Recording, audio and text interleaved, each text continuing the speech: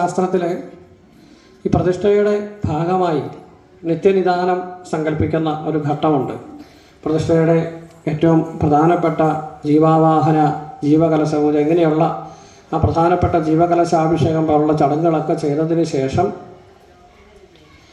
ദേവനോട് ചെയ്യുന്ന ഏറ്റവും വിശിഷ്ടമായ ഒരു പ്രാർത്ഥനയുണ്ട്. യാവൽ ചന്ദ്രശ്ച സൂര്യശ്ച യാവൽ തിഷ്ഠതിമേദിനി താവത്തയാത്ര ദേവേശ സ്ഥാതവ്യം സർവദാ വിഭോ എന്നാണ് അതിൻ്റെ ഒരു മന്ത്രത്തിലെ വരി. ദുഃഖകാലത്തേക്കുള്ള അല്ലെങ്കിൽ നമുക്ക് ചിന്തിക്കാൻ പോലും പറ്റാത്ത കാലത്തേക്കാണ് ഒരു ക്ഷേത്രത്തിൻ്റെ സങ്കല്പം എന്നർത്ഥം. യാവൽ ചന്ദ്രശ്ച സൂര്യശ്ച യാവൽ തിഷ്ഠതിമേദിനി, സൂര്യചന്ദ്രന്മാരും ഭൂമിയും ഉള്ളിടത്തോളം കാലം സ്ഥിതി ചെയ്താലും. അതാണ് ക്ഷേത്രത്തിൻ്റെ പ്രത്യേകത. മാഭൂർ പ്രജാവിരോധോസ്മിൻ യജമാന സമർത്ഥ്യത. ഇന്നിപ്പോൾ ക്ഷേത്രത്തിൻ്റെ പേരിലൊക്കെ ധാരാളം കലഹങ്ങളും വിഷയങ്ങളൊക്കെ ഉണ്ടാകുന്നുണ്ടെങ്കിലും അത് ദേവനോടുള്ള സങ്കല്പം എന്താണ്? മാഭൂർ പ്രജാവിരോധോസ്മിൻ യജമാന സമർത്ഥ്യത. ഒരു വിധത്തിലുള്ള കലഹങ്ങളോ കലാപങ്ങളോ പരസ്പരമുള്ള വൈരാഗ്യങ്ങളോ ഒന്നും ഉണ്ടാക്കാതെ എല്ലാവർക്കും ക്ഷേമേണ വൃദ്ധ്യമതുല സുഖം, എല്ലാവിധത്തിലും കാത്തുരക്ഷിക്കണേ ഭഗവാനെ എന്നാണ് സങ്കല്പം. അപ്പം നമുക്ക് എല്ലാവർക്കും എല്ലാവിധത്തിലുള്ള ഐശ്വര്യവും അഭിവൃദ്ധിയൊക്കെ തന്ന് സൂര്യനും ചന്ദ്രനും ഭൂമിയും എല്ലാം ഉള്ളിടത്തോളം കാലം കുടികൊള്ളണം എന്ന വിശാലമായ അർത്ഥത്തിലാണ് ഓരോ ക്ഷേത്രവും സ്ഥാപിക്കപ്പെടുന്നത്. അവിടെ ആചാര്യവസാനായ ജപേന നിയമേന ഉത്സവേന അന്നദാനേന ക്ഷേത്രവൃദ്ധിസ്തു പഞ്ചഭ ത്തിലൊക്കെ നിർബന്ധമായ കാര്യമാണ്. കാരണം ഈ സന്ധ്യാവന്ദനത്തിലൂടെ രാവിലെ ഉച്ചയ്ക്കും വൈകിട്ടും ഒക്കെ അവർ പ്രാർത്ഥിക്കുകയാണ് നമുക്കെല്ലാവർക്കും വേണ്ടി, ലോകത്തിന് മുഴുവൻ വേണ്ടി. അത്രയ്ക്ക് പ്രാധാന്യമുള്ള മന്ത്രമാണ് ഗായത്രി മന്ത്രം. ഒന്നും അറിയാത്ത പ്രായത്തിൽ വളരെ കൊച്ചുകുട്ടിയായിരിക്കുന്ന ആ കുട്ടി ഗായത്രി മന്ത്രത്തിൻ്റെ ദീക്ഷ സ്വീകരിച്ച് ഗായത്രി ജപിച്ചു തുടങ്ങുന്നു എന്ന് പറയുമ്പോൾ വരും തലമുറ ചിട്ടപ്പെടുത്തിയിരിക്കുന്നത് സന്ധ്യാവന്ദനത്തിലൂടെ ദേവന്മാർക്കും ഋഷികൾക്കും പിതൃകൾക്കും ഒക്കെ തർപ്പണം കൊടുക്കുന്നുണ്ട്.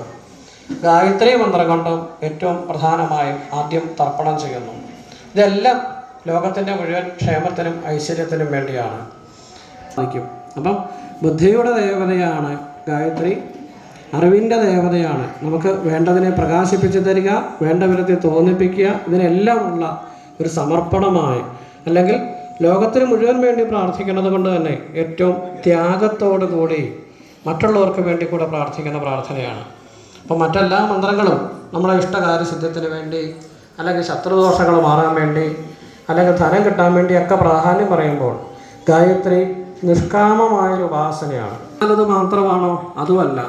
ഗായത്രി ഇഹത്തിലേക്കും പരത്തിലേക്കും ഒരേപോലെ ഫലപ്രദമാണ് എന്നാണ് അനുഭവ സാക്ഷ്യങ്ങൾ.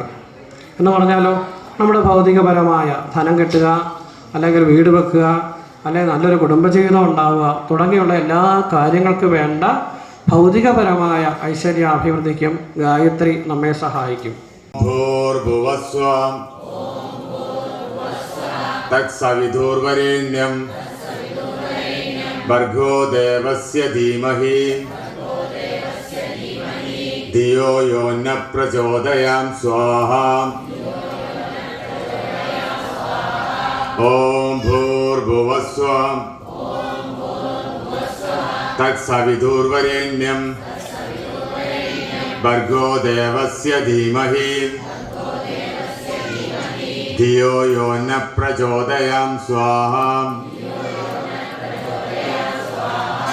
ഓം ഭൂർഭുവസ്വം തത്സവിതുർവരേണ്യം ഭർഗോ ദേവസ്യ ധീമഹി ധിയോ യോ ന പ്രചോദയാം സ്വാഹ. ഓം ഭൂർഭുവസ്വം തത്സവിതുർവരേണ്യം ഭർഗോ ദേവസ്യ ധീമഹി ധിയോ യോ ന പ്രചോദയാം സ്വാഹ. ഓം ഭൂർഭുവസ്വം തത്സവിതുർവരേണ്യം ഭർഗോ ദേവസ്യ ധീമഹി ധിയോ യോ ന പ്രചോദയാം സ്വാഹ. ഓം ഭൂർഭുവസ്വം തത്സവിതുർവരേണ്യം ഭർഗോ ദേവസ്യ ധീമഹി ധിയോ യോ ന പ്രചോദയാം സ്വാഹ. ഓം ഭൂർഭുവസ്വം തത്സവിതുർവരേണ്യം ഭർഗോ ദേവസ്യ ധീമഹി ധിയോ യോ ന പ്രചോദയാം സ്വാഹ. ഓം ഭൂർഭുവസ്വം